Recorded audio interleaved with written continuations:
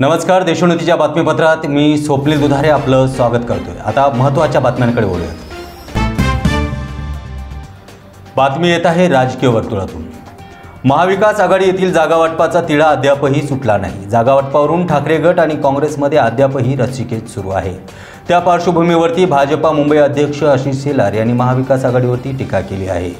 यावेळी आशिष शेलार यांनी एक कविता देखील म्हटली आहे। महाविकास आघाडीच्या वतीने भाजप आणि शिवसेनेची तक्रार निवडणूक आयोगाकडे केली होती। त्याबाबत देखील आशिष शेलार यांनी आपली प्रतिक्रिया व्यक्त केली आहे। महाराष्ट्र विकास आघाडी नावाचं जे काही एक नाटक चालू आहे, त्या नाटकामध्ये तुझ्या गळा माझ्या गळा गुंफू आघाडीच्या माळा याचा अर्थ काय? सुप्रसिद्ध कविता भारत आंबेजींची होती, त्याचा अर्थ तर खूप चांगलाच होता, पण त्याचं विडंबन बघायचं झालं तर तुझ्या गळा माझ्या गळा असं करत करत महाराष्ट्र विकास आघाडीचे सर्व पक्ष एकमेकाचा गळा पकडायला निघाले आहेत। काँग्रेसने तर उबाटा गटाच्या विरोधामध्ये मैत्रीच्या लढतीचा ऐलान केला।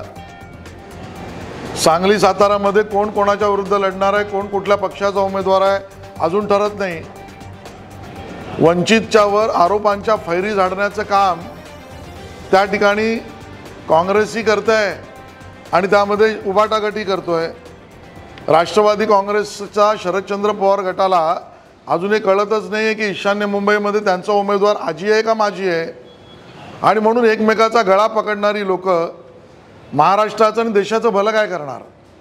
आणि म्हणून एका अर्थाने महाराष्ट्रामध्ये एका अर्थाने हे गळे पकडण्याचा कार्यक्रम हा महाविकास आघाडीच्या सर्व पक्षांचा एकमेकाच्या विरोधातला आहे। पवार गटाकडून कुठेतरी इलेक्शन काळात निवडणूक आयोगाकडे तक्रार करण्यात आलेली आहे। शिवसेना असेल किंवा भाजप असेल उल्लंघन करतंय संपूर्ण आचारसंहितेचं। त्यांच्या पोटातली भीती आता निवडणूक आयोगाकडे तक्रारीच्या रूपाने दिसायला लागली आहे। पहिलं ईव्हीएम मशीन झालं, मग माननीय पंतप्रधानांवर घालून पाडून बोलणं झालं, मग माननीय पंतप्रधान जर सरकारी कार्यक्रमाला आले तर सरकारी व्यवस्थांचा दुरुपयोग याची कोल्हीकोई करून झाली। आता त्यानंतर काही निवडणूक आयोगाकडे तक्रार करायच्या असतील तर त्यांना तो अधिकार आहे, पण त्याच्या अगोदर जनता हे पाहते की आता निवडणुकीत जिंकण्याची क्षमताच महाआघाडीत राहिलेली नसल्यामुळे ते हा प्रकार करत आहेत।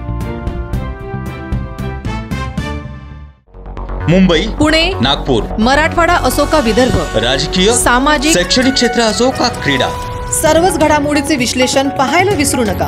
फक्त देशोन्नती न्यूजवर।